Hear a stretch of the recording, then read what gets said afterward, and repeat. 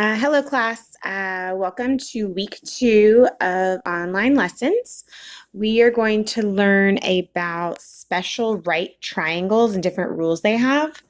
So the first special right triangle is a 45, 45, 90, which, if you recall, this is an isosceles triangle because this leg and this leg are equal to each other.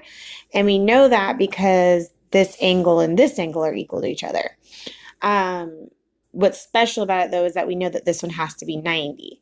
So I also want you to remember that anytime we're looking at a 90-degree triangle, we go across from the 90 degrees, and that side is always the hypotenuse.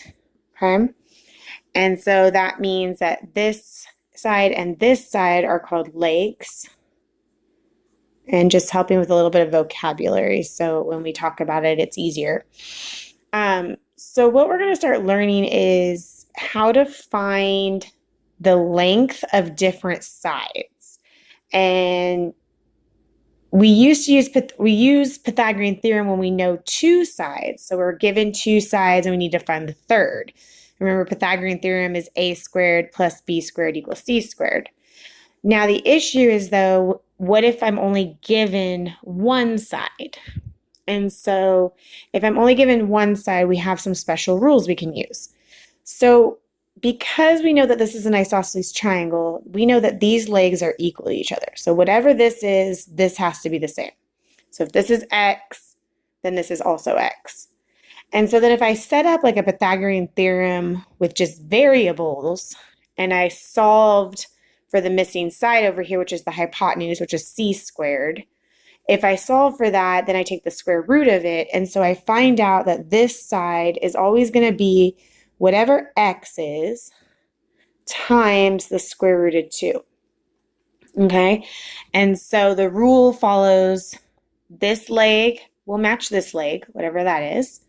And then whatever one of the legs is times the square root of 2 would be the hypotenuse.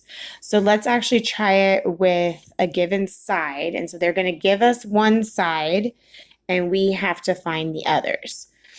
So they are going to give us one of the legs. So let's say they give us 14 is equal to this leg right here. Well, we just said, well, if that leg is 14, we know that this leg is also 14. So that's the easy one. Okay, so now I actually have two legs, and so I can just simply say, okay, this leg times the square root of 2. So this is going to equal x, which in this case is 14, and then I'm going to take 14 and just multiply it by the square root of 2. And so that's actually my answer right there. And in these problems, you'll notice that it's okay to keep them in radical form with a square root. We just ask that you simplify it when you can. So the answers are going to be in square root form. Okay, so we actually solved this problem already. So this was 14, this was 14, and this was 14 root 2. Okay, now if they hypothetically only gave us the hypotenuse, so let's say we have another 45, 45, 90. Okay, and in this case, okay, so this is the legs. So this is x, x, and this is going to be x root 2. So let's say in this case, instead of giving us a leg, they gave us the hypotenuse. Okay, and so in this case, they're going to tell us, hey, the hypotenuse is equal to 8. Okay, well, that's not a radical. That's actually a nice, pretty number. And so how do we find x? Well, it's actually some algebra. So if 8 equals x times the square root of 2, and we only want x, then we can divide both of these sides by the square root of 2. And so then we find out that x equals 8 divided by the square root of 2. Now, I don't know if you learn this anywhere else, but it's also going to be very helpful in Algebra 2 next year. You can never have a radical in the denominator. It's just not allowed. So to get rid of the denominator, we're actually going to multiply both sides, both the top and the bottom, by the denominator.